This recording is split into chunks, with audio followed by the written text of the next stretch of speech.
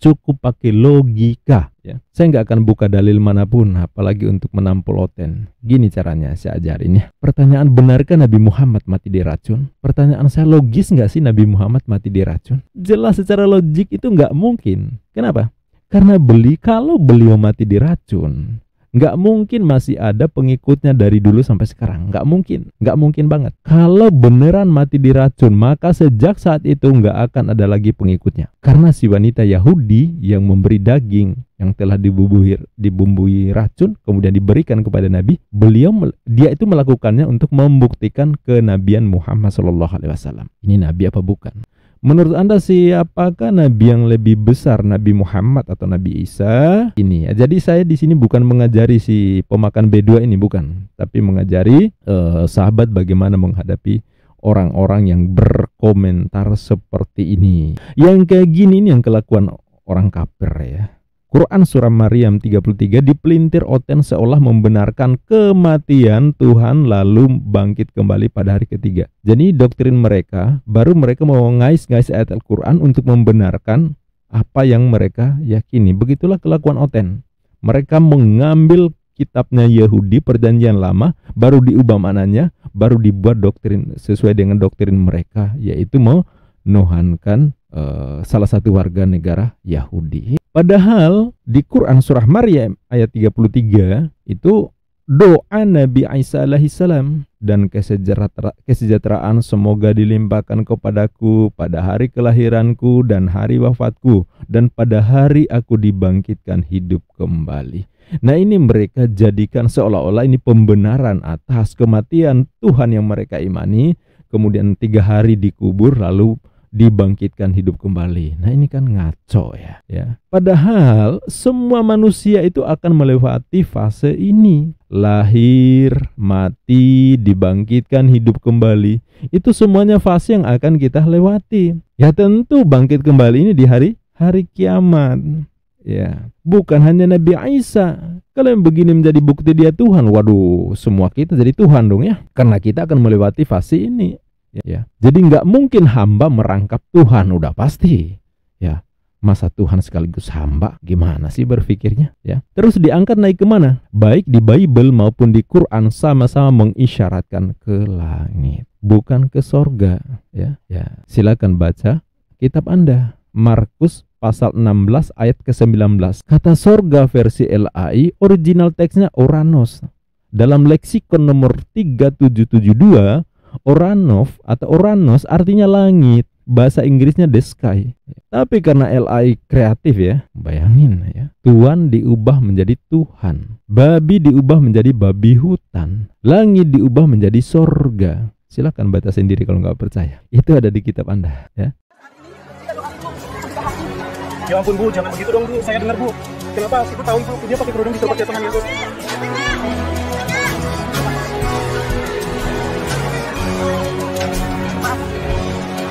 Apa yang dilakukan apologet muslim membahas keyakinan kalian adalah reaksi, bukan aksi. Selama kalian masih mengusik apa yang menjadi iman kami, keluar masuk kampung menjual agama kalian ke kami, maka selama itu pula kami akan hadapi, membedah apa yang kalian tawarkan sebagai bentuk perlawanan anasir-anasir penyesatan dan pemurtadan yang gentayangan dan kalian tebar. Assalamualaikum warahmatullahi wabarakatuh. Sahabat, kali ini saya akan mereaction komentar pemakan B2 ini ya, karena dia mengais ayat Al-Quran demi memberhalakan Nabi Isa alaihissalam, bahkan menyentil fitnah terhadap Rasulullah Muhammad SAW yang dia katakan mati diracun ya. Jadi saya akan beri pelajaran berharga buat siapapun yang nekat komentar tak beradab seperti ini, dan respon saya mungkin akan sangat menohok pastinya, bahkan mungkin membuat Anda tidak enak badan, tidak enak bobo, makan tidak enak tidur tak nyenyak ya. Beginilah sahabat kelakuan Oten. Makanya fakta Islam hadir untuk menghancurkan anasir-anasir penyesatan dan pemurtadan yang gentayangan di sekitar kita ya. Nama akunnya Matius Slamet 5318. Mungkin karena kejang-kejang menyimak video gadis Kristen yang masuk Islam yang dibimbing oleh Kodonitan, lalu si Matius berkomentar. Nah, ini saya tunjukkan komentarnya sahabat seperti apa. Ya, yang dikomentari sebenarnya di video ini ya. Video yang kemarin kami posting, Donitan kaget ada gadis Kristen yang fasih baca Al-Quran 730 jadi mu'alaf. Dan ini luar biasa, ada seorang gadis Kristen yang dia sudah hafal 1 juz 30 ya. Dan dia sangat fasih baca Al-Quran padahal masih Kristen, dan ini baru bersyahadat di channelnya Kodonitan. Lalu dikomentari oleh Oten pemakan B2 ini. Ini dia komentarnya. Nah ini ya. Nabi Isa itu sejahtera waktu lahir, hidup dan mati, bangkit hidup kembali. Dia mengutip Al-Quran surah 19 ayat 33. Surah 19 ini surah Maryam ya. Dan langsung ke surga karena ia suci. Ini kan ngawur juga ya. Di sini ditulis Al-Quran surah 4 ayat 158. Dan akan datang kembali menjadi hakim adil di tengah kita, karena hadis sahih Muslim nomor 127. Terus aku segera datang, amin, datanglah Tuhan Yesus. Wahyu, ini mengutip kitab Wahyu di Bible ya, di kitab terakhir di Bible di ayat 22-20 ya. Kemudian dia tulis Nabi Muhammad juga lahir dan hidup dan mati pelan-pelan karena diracun oleh wanita cantik. Nah ini nanti akan saya komentari yang si somplak ini ya. Menurut Anda siapakah Nabi yang lebih besar, Nabi Muhammad atau Nabi Isa? Nah ini yang akan saya reaction. Simak terus ya sahabat supaya tidak gagal paham. Simak sampai selesai ya. Bagaimana cara menyikapi seperti ini ya. Jadi saya di sini bukan mengajari si pemakan B2 ini, bukan. Tapi mengajari sahabat bagaimana menghadapi orang-orang yang berkomentar seperti ini. Bahkan kalau berhadapan bisa langsung kita tampol pakai logika. Jangan tampol pakai tangan ya, rugi ya. Tapi tampol pakai logika. Kita ngomong baik-baik ya. Yang kayak gini nih yang kelakuan orang kafir ya. Quran surah Maryam 33 dipelintir Oten seolah membenarkan kematian Tuhan lalu bangkit kembali pada hari ketiga. Jadi doktrin mereka, baru mereka mau ngais-ngais ayat Al-Quran untuk membenarkan apa yang mereka yakini. Begitulah kelakuan Oten. Mereka mengambil kitabnya Yahudi perjanjian lama, baru diubah maknanya, baru dibuat doktrin sesuai dengan doktrin mereka, yaitu menuhankan salah satu warga negara Yahudi. Itu aneh ya. Padahal di Quran surah Maryam ayat 33 itu doa Nabi Isa alaihissalam, dan kesejahteraan semoga dilimpahkan kepadaku pada hari kelahiranku dan hari wafatku, dan pada hari aku dibangkitkan hidup kembali. Nah ini mereka jadikan seolah-olah ini pembenaran atas kematian Tuhan yang mereka imani, kemudian 3 hari dikubur lalu dibangkitkan hidup kembali. Nah ini kan ngaco ya. Padahal semua manusia itu akan melewati fase ini. Lahir, mati, dibangkitkan hidup kembali.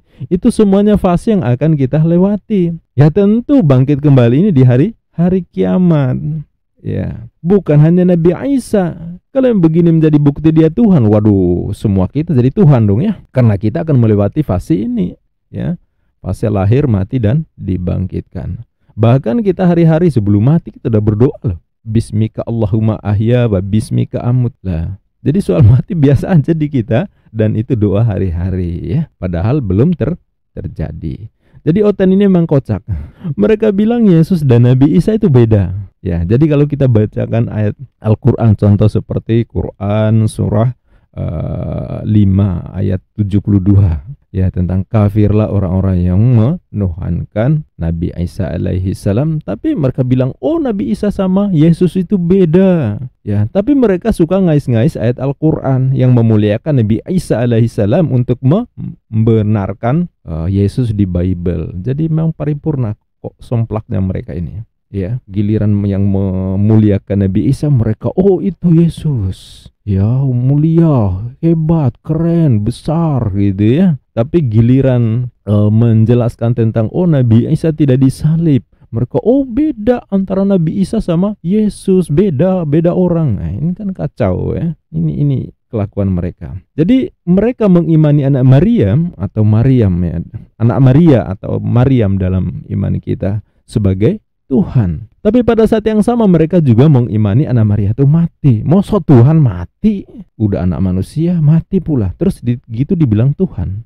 Ini kan Aduh, gimana nalarnya ya? Kalau kita Muslim mengimani Nabi Isa alaihissalam, satu-satunya Nabi yang belum mati, belum wafat beliau. Jadi satu-satunya Nabi yang belum wafat sampai sekarang ya, Nabi Isa alaihissalam. Nabi yang masih hidup sampai sekarang ya. Tidak mati terkutuk dan terhina di tangan orang kafir.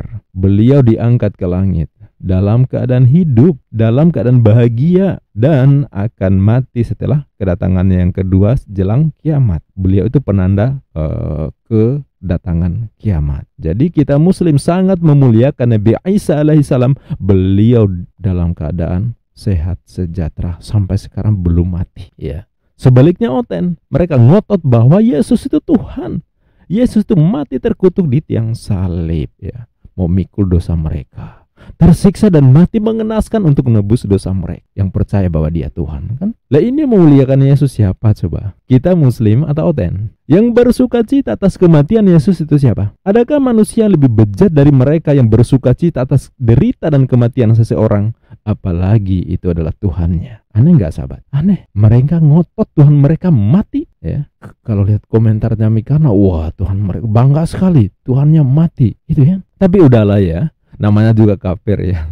Quran surah 5:72 sudah cukup menjelaskan, telah kafirlah orang yang mengatakan Allah adalah Nabi Isa putra Maryam. Ya, kalau nggak gitu kan nggak kafir namanya ya. Nah, terus dia bilang di Quran surah 4 ayat 158 bahwa Nabi Isa langsung ke sorga karena ia suci. Aduh, ini juga ya, domba ungu. Di Quran tak akan pernah nemu ayat Nabi Isa langsung ke sorga karena ia suci. Nggak akan nemu ya. Di Islam tidak mengenal Allah berdiam di sorga, tidak mengenal seperti itu, tidak mengenal Allah berdiam di sorga, karena sorga itu makhluk ciptaan Allah. Sorga itu tempat. Allah tidak butuh tempat untuk bertahan hidup. Yang butuh tempat untuk bertahan hidup itu makhluk ya. Di Quran menyebut Allah telah mengangkat Nabi Isa ke hadiratnya. Allah Maha Perkasa, Maha Bijaksana. Jadi Nabi Isa itu diangkat, diselamatkan oleh Allah dari derita dan kematian yang kehinaan di hadapan orang kafir ya. Tuhan Sang Pencipta yang mengutus Nabi Isa, Tuhan pula yang menyelamatkan Nabi Isa ya.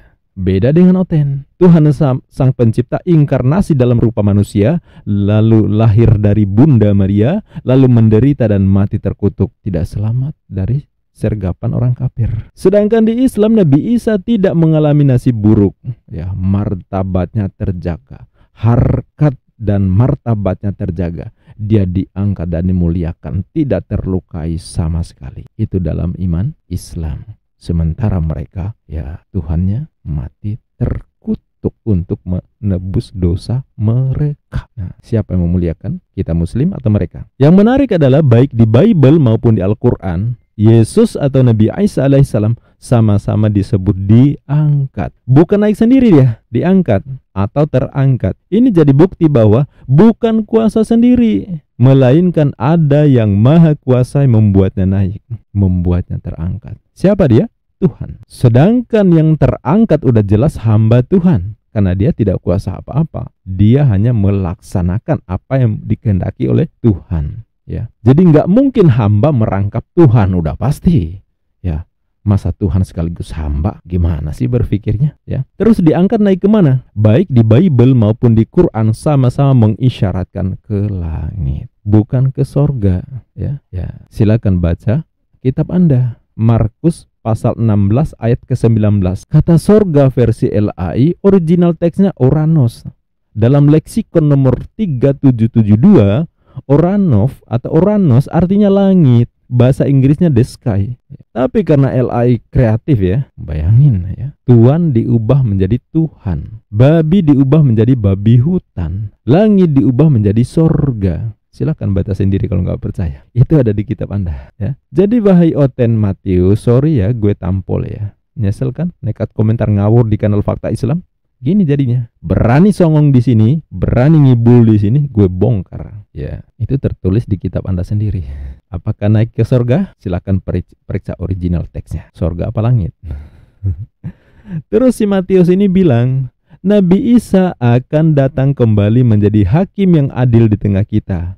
Ya so pasti dalam iman Islam di hari akhir nanti umat akan mendatangi nabi yang diikutinya untuk mendapatkan syafaat ya. Karena para nabi itu mendapat keistimewaan yang berbeda dengan orang manusia biasa seperti kita. Mereka itu manusia pilihan Tuhan. Jadi masing-masing umat akan mengharap syafaat ya. Ampunan Allah yang dimohonkan oleh para nabi ya. Jadi nabi diberi hak, otoritas, penghakiman untuk memilih siapa-siapa yang diberi syafaat. Termasuk Nabi Isa akan menghakimi siapa? Ya menghakimi suku Israel. Domba-domba Israel yang digembalanya. 12 suku Israel yang digembala oleh Nabi Isa alaihi salam. Jadi nggak perlu Quran. Di Bibelmu udah jelas Yesus hanya diutus untuk Bani Israel. Silakan baca Matius pasal 15 ayat 24. Jawab Yesus, aku diutus hanya kepada domba-domba yang hilang dari umat Israel.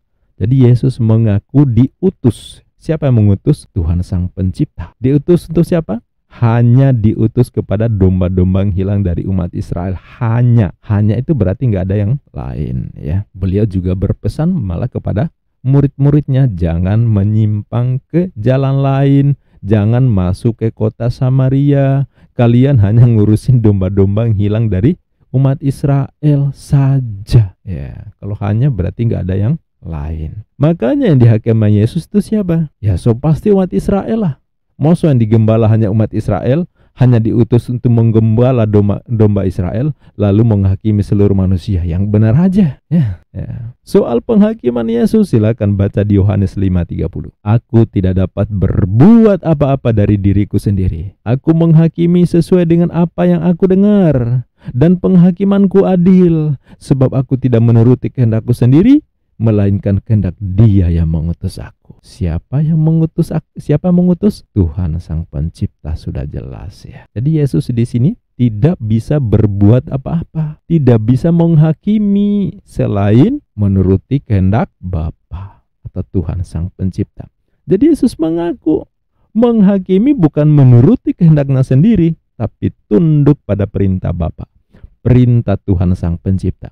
Yesus kuasa atas perintah Bapa, bukan kuasa atas kemampuannya sendiri. Ya, kalau disampaikan ke OT mereka bilang, "Oh, itu Yesus dalam keadaan manusia." Kalau gitu di mana ayatnya? Yesus mengaku dalam keadaan dirinya sebagai Tuhan Sang Pencipta. Mana ayat? Karena pengakuan di Bible semuanya Yesus ya memang manusia. Ya. Sekarang kalau menolak bahwa oh itu kan Yesus dalam keadaan manusia, kan ada juga dalam kuasa ilahi, dia kan punya dui natur. Ya, kalau gitu tunjukkan di mana kesaksian atau perkataan Yesus posisinya dalam keadaan Tuhan Sang Pencipta. Mana? Kan gitu pertanyaannya ya. Jadi saya ajari teman-teman begini, bagaimana cara menanggapi oten yang suka berapologetika. Jadi baik di Al-Quran maupun di Bible sama-sama menjelaskan ketidakkuasaan Nabi Isa atau Yesus ya, selain tunduk pada kuasa atau perintah Tuhan Sang Pencipta. Nah, kelar hidup lo Matius. Bisa bobo nggak nih malam? Ya, makanya jangan kebanyakan makan B2 ya, jangan mabok topi miring ya, error jadinya otakmu ya. Nah, terus di sini Matius bilang, aku segera datang. Amin, datanglah Tuhan Yesus. Dia mengutip Wahyu 22 ayat 20.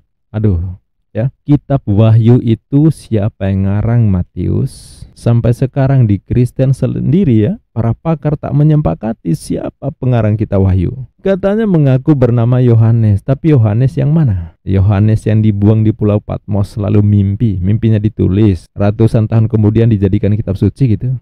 Kocak ya. Ada tulisan yang tak dipastikan siapa pengarangnya, lalu dinobatkan jadi kitab suci. Ya gitulah ya. Ini biar sahabat muslim tahu ya seperti apa mereka cara menyikapi tulisan-tulisan yang kemudian jadikan kitab suci. Nah, di bagian akhir komentar si Matius ini, katanya Nabi Muhammad juga lahir dan hidup dan mati pelan-pelan karena diracun oleh wanita cantik. Menurut Anda siapakah Nabi yang lebih besar, Nabi Muhammad atau Nabi Isa? Ya. Sebelum soal racun-meracun, saya akan ajak Anda bernalar waras sahabat ya. Kalau Anda membandingkan membandingkan Nabi Muhammad dan Nabi Isa, berarti Anda wajib percaya bahwa kedua-duanya adalah manusia. Seorang nabi pasti bukan Tuhan. Keduanya jelas nabi, maka tidak mungkin salah satunya Tuhan. Jika sampai membuat perbandingan dua objek yang berbeda, maka keduanya harus memiliki poin kesamaan yang bisa dibandingkan. Kalau yang satu diyakini Tuhan, yang satu bukan Tuhan, ya nggak mungkin dibandingkan. Ya. Ketika Anda membandingkan, berarti Anda harus meyakini dua-duanya manusia, nabi, mustahil Tuhan. Contoh, saya kasih analogi yang sangat sederhana. Membandingkan ayam dan bebek. Mana lebih kuat terbang? Antara ayam dan bebek. Nah, kita bisa membuat perbandingan karena kita percaya bahwa keduanya sama-sama unggas, sama-sama bisa terbangnya, bersayap. Makanya pertanyaannya seperti itu. Mana yang lebih kuat terbang? Atau pertanyaannya, mana yang lebih berat antara burung onta dan kambing? Kita membandingkan karena kita percaya bahwa keduanya sama-sama hewan. Tapi kalau pertanyaannya, siapa yang lebih kuat terbang antara burung bebek, antara bebek dan kambing, atau membandingkan biji kacang hijau dengan ikan paus, maka yang gak waras adalah yang bikin perbandingan. Jelas ya. Dari sini kita bisa menyimpulkan bahwa jika Anda membandingkan Nabi Isa atau Yesus versus Nabi Muhammad, maka Anda harus mengingkari keilahian Nabi Isa atau Yesus. Jadi selamat datang di kebenaran Islam. Nabi Isa dan Nabi Muhammad sama-sama nabi besar yang pernah diutus oleh Allah Subhanahu wa Ta'ala, Sang Pencipta. Bedanya Nabi Isa hanya untuk Bani Israel, dan itu juga ditulis di Bible, sedangkan Nabi Muhammad diutus untuk seluruh manusia, rahmat untuk seluruh alam. Wa ma arsalnaka illa rahmatan lil alamin. Wa ma arsalnaka illa kafatan linnas. Tidaklah engkau diutus ya Muhammad melainkan untuk seluruh manusia, untuk seluruh manusia, untuk jadi rahmat untuk seluruh alam. Jelas ayatnya tertulis di Al-Qur'an. Kedua nabi ini nabi besar, dimuliakan oleh muslim, tapi dihinakan atau dilecehkan oleh Oten. Betul kan? Bagi Oten, Nabi Isa mulia enggak? Enggak lah. Mereka percaya Nabi Isa itu mati terkutuk dalam keadaan nyaris tanpa busana kan? Lalu mereka buat gambar dan patung dalam kondisi yang sangat mengenaskan. Mereka pajang di mana-mana. Itu sikap Oten. Memuliakan atau menghinakan sih, kalau modelnya seperti itu, silakan Anda nalar sendiri. Beda dengan kita muslim, tidak membeda-bedakan nabi, semuanya dimuliakan. Saat nabi disebut, nama nabi disebut, muslim itu bersolawat, diajarin bersolawat. Kalau nama nabi disebut, alaihi salam, innallaha wa malaikatahu yusholluna 'alan nabi ya ayyuhalladzina amanu shollu alaihi wasallimu taslima. Bukan hanya untuk Nabi Muhammad, nabi lain pun ya, nabi manapun ketika disebut kita bersolawat. Nabi Musa alaihi salam, Nabi Isa alaihi salam, Nabi Ibrahim alaihi salam, Nabi Daud alaihi salam, Nabi Sulaiman alaihi salam. Jadi kita memuliakan seluruh nabi, tidak pernah menghinakan nabi. Semua nabi suci tanpa dosa ya. Beda dengan kalian Oten. Nabi Daud dituduh berzina, naudzubillah. Nabi Ibrahim, bapak para nabi pun dituduh melanggar karena beliau poligami ya, menikahi Hagar, menikahi Ketura, naudzubillah. Itu bagi mereka poligami itu dianggap kehinaan, pelanggaran. Masa poligami yang diatur oleh Tuhan dianggap kehinaan? Ini gimana sih Oten ya? Padahal Yesus adalah keturunan dari leluhur pelaku poligami. Karena moyang Yesus itu kan poligami kan? Nah gimana tuh? Silakan baca sendiri di kitab kalian. Yesus itu kan juga keturunan Adam. Baca silsilah Yesus. Silakan baca sendiri. Dari keturunan pelaku poligami gak? Nah terakhir saya mau komentari spesial ya. Matius bilang Nabi Muhammad juga lahir dan hidup mati pelan-pelan karena diracun oleh wanita ya. Nah ini memang otak pemakan B2 ini logikanya tidak berfungsi ya. Sahabat Fakta Islam TV ya. Ini tuduhan yang paling konyol. Bahkan kalau nemu yang begini nggak perlu capek-capek buka dalil, nggak perlu ya. Nggak perlu buka dalil hanya untuk membantahnya. Nggak perlu buka sirah, nggak perlu buka hadis ya. Nggak perlu buka riwayat peristiwa Khaybar, nggak perlu buang-buang baterai aja ya, cukup pakai logika ya. Saya nggak akan buka dalil manapun apalagi untuk menampol Oten. Gini caranya saya ajarin ya. Pertanyaan, benarkah Nabi Muhammad mati diracun? Pertanyaan saya, logis nggak sih Nabi Muhammad mati diracun? Jelas secara logik itu nggak mungkin. Kenapa? Karena kalau beliau mati diracun, Nggak mungkin masih ada pengikutnya dari dulu sampai sekarang. Nggak mungkin banget. Kalau beneran mati diracun, maka sejak saat itu nggak akan ada lagi pengikutnya. Karena si wanita Yahudi yang memberi daging yang telah dibumbui racun kemudian diberikan kepada Nabi, dia itu melakukannya untuk membuktikan kenabian Muhammad SAW. Ini Nabi apa bukan? Jadi si Yahudi itu ngeracuni Nabi, itu tujuannya untuk apa? Untuk mengetahui ini Nabi apa bukan. Begitu kan alasannya ya. Maka kalau saat itu mati, ya semua nggak akan ikut Nabi lagi. Semuanya pada kabur. Bahwa terbukti, oh ternyata Nabi Muhammad mati diracun, berarti dia bukan Nabi. Maka nggak ada lagi pengikutnya, udah pasti. Faktanya pengikut Nabi malah makin banyak dari peristiwa itu sampai sekarang. Ya, sekarang umat Islam berada di urutan kedua, bahkan meningkat tajam. Diperkirakan di tahun 2050 sekian jumlah populasi umat Islam akan menyalip umat Kristen yang sekarang kalau tidak salah di angka sekitar 2,1 miliar. Ya. Artinya apa? Dari zaman dulu, dari masa Nabi sampai sekarang pengikutnya tetap ada. Andai kata Nabi mati diracun, maka sejak saat itu nggak akan ada pengikutnya lagi. Jadi sekali lagi faktanya pengikut Nabi malah makin banyak dari peristiwa itu sampai sekarang. Nggak ada yang meninggalkan Nabi. Ya berarti Nabi tidak mati diracun. Malah lebih luar biasanya lagi, Nabi Muhammad wafat 4 tahun kemudian. Bahkan beberapa kali maju ke medan tempur menghadapi serangan pasukan kafir. Bahkan ada peristiwa bersejarah yaitu Fathul Makkah ya, sangat bersejarah itu. Beliau memimpin pasukan dari Madinah masuk ke kota Mekah dalam penaklukan kota Mekah. Iya, masuk akal nggak? Diracun mati 4 tahun kemudian. Yang benar aja, teman diracun ya matilah. Dan kalau mati udah langsung kehilangan pengikut, udah pasti itu. Jadi masuk akal nggak tuduhan beliau mati diracun? Ya sangat konyol lah. Jadi saya nggak perlu dalil, langsung ambil ya tuduhan ya, ambiar, pakai logika, pakai akal, ya selesai. Jadi sesederhana itu sebenarnya. Jadi bangunan-bangunan konstruksi, doktrin, dogma, tuduhan yang dibangun oleh Kristen itu nggak punya dasar sama sekali. Nggak harus pakai dalil, pakai logika juga udah hilang kok. Ya, jadi membantah mereka itu sangat gampang, sangat mudah, asalkan dicermati apa mereka tanyakan dan bagaimana menghadapinya. Saya kira itu sahabat, ini penting sekali. Mudah-mudahan apa yang saya sampaikan menjadi poin pembelajaran untuk para sahabat menghadapi anasir-anasir penyesatan dan pemurtadan yang mereka tebar di mana-mana. Jadi ini adalah reaction, mohon maaf saudaraku dari Kristiani kalau menyinggung kalian, karena ya ini sebagai reaction. Berani nekat berkomentar aneh-aneh di kanal ini, ya akan saya tampol, dan beginilah cara saya. Semoga memberikan pencerahan. Sampai jumpa di video berikutnya. Billahi taufiq wal hidayah. Wassalamualaikum warahmatullahi wabarakatuh.